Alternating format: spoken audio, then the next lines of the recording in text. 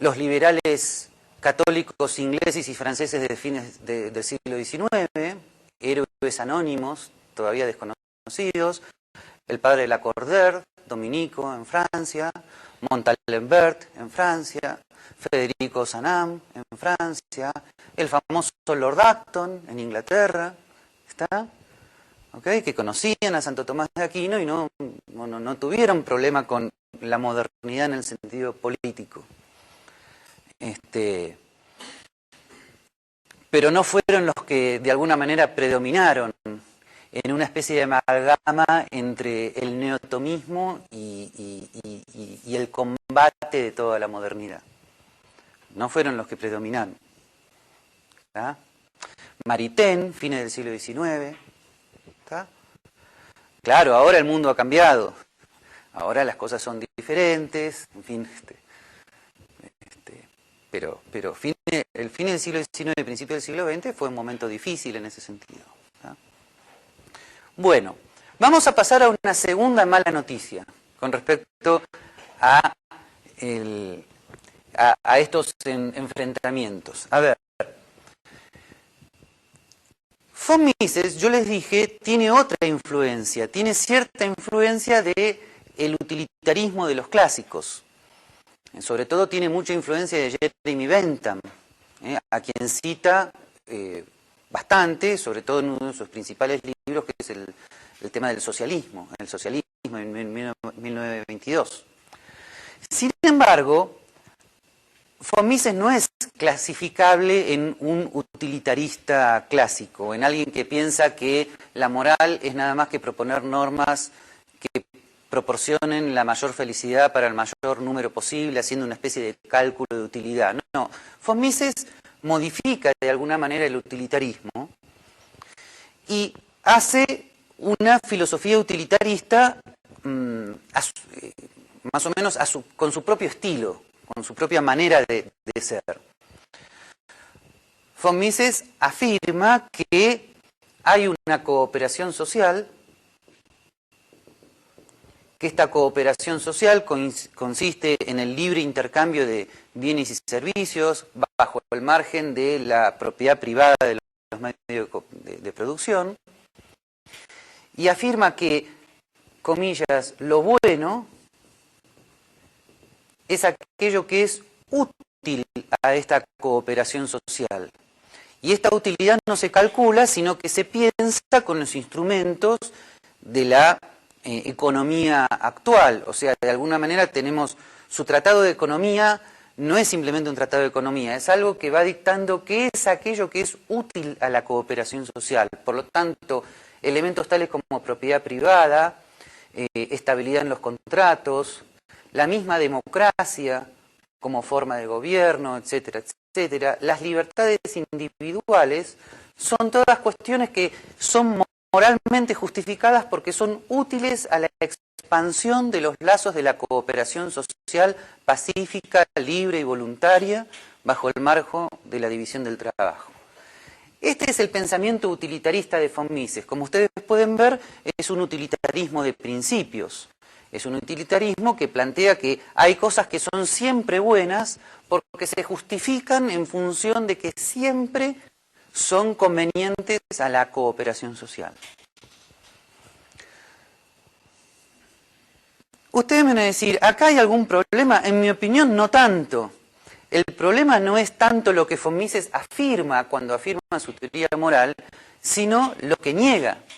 Si ustedes han leído El final de la acción humana o Teoría e Historia, hay una firme negación, y esto también es típicamente neokantiano, hay una firme negación de todas las teorías del derecho natural. Es típica, por ejemplo, esa expresión que aparece al final de la acción humana, no pertenece al derecho natural el no matarás. El no matarás es una especie de, dice él, es una construcción humana útil a efectos de la cooperación social. La naturaleza, dice von Mises, es inmisericordia para con el ser humano. La naturaleza, no hay derecho natural en ese sentido, lo niega radicalmente. Ahora, Esta negación del derecho natural obviamente produce otro conflicto similar al anterior. Si hay una tradición de pensamiento con la cual ningún tomista está en desacuerdo, es el derecho natural, y voy a hacer una aclaración, tal cual Santo Tomás lo entiende. Esta aclaración no es menor, porque hay una línea racionalista del derecho natural de los siglos XVI y XVII que no es la de Santo Tomás de Aquino. ¿Está? Cuando digo el derecho natural tal cual Santo Tomás lo entiende, voy a hacer aclaraciones, pero significa una especie de síntesis entre la teología y la filosofía de Santo Tomás, donde Dios ha creado un mundo que tiene determinadas naturalezas. Por ejemplo, Dios crea el tigre, y de la naturaleza del tigre dependen sus operaciones y sus acciones. Por ejemplo, el tigre corre al cervatillo, y este Dios que crea un mundo ordenado con determinadas naturalezas, esto es el orden natural para Santo Tomás. Trasladado esto a la naturaleza humana, comienza a llamarse derecho natural. ¿Está? Porque Santo Tomás dice que así como el tigre corre al cervatillo, nosotros deberíamos buscar a Dios. ¿Está? Esto que Santo Tomás considera derecho natural, pero fíjense la coherencia de ambas posiciones. Obviamente se basa en una síntesis entre razón y fe. O sea, para afirmar el derecho natural en Santo Tomás, hay que afirmar a Dios creador. Y Dios creador, en la metafísica de Kant, es relegado a la sola fe. En Santo Tomás, en cambio, Dios creador es una síntesis entre razón y fe. ¿Se entiende la diferencia? En Santo Tomás, razón y fe son como estas dos piernas que constituyen una misma caminata. En Kant, razón y fe se escinden, se divorcian, se separan. ¿Está? Bien. Por lo tanto, es coherente que von Mises, basado en este neocantismo que le llega vía Max Weber, haya negado el derecho natural tal cual Santo Tomás lo entendía. Pero miren que también es un tema que afecta a Hayek y a Popper, que son tres importantísimos autores del liberalismo clásico. Así que ustedes pueden entender también este problema que a veces hay entre cierta corriente del liberalismo clásico y los pensadores basados en Santo Tomás de Aquino, ¿no? Bueno, en principio es esto. Entonces, el tema del derecho natural también genera, ¿no?, conflicto. En von Mises hay una negación del derecho natural en sentido escolástico, y obviamente en Santo Tomás, ya sea él como pensador o ya sea en el neotomismo, hay una afirmación del derecho natural tal cual Santo Tomás lo entendía, o sea, este trípode, ¿no? Entre Dios, las naturalezas y las acciones y las tendencias que surgen a partir de estas naturalezas. Digamos, en la metafísica de Kant, él no niega la fe, nada más la separa en principio. Es decir, la razón no puede explicar la fe y viceversa. De algún modo, o sea, por una serie de razones que si querés podemos repasar un poquito,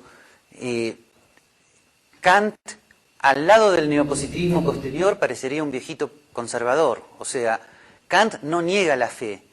Lo que dice es que la fe no puede ser considerada ciencia. Y la ciencia es el trabajo de la razón.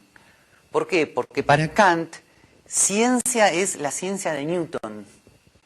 Le quita el carácter de metafísica, de ciencia a la metafísica, en el sentido que la metafísica para Kant ya no puede tener, comillas, demostraciones racionales. Porque contrariamente a algunas versiones ultra racionalistas y ultra aristotélicas de Santo Tomás de Aquino, la razón en Santo Tomás de Aquino nunca está descontextualizada de la fe.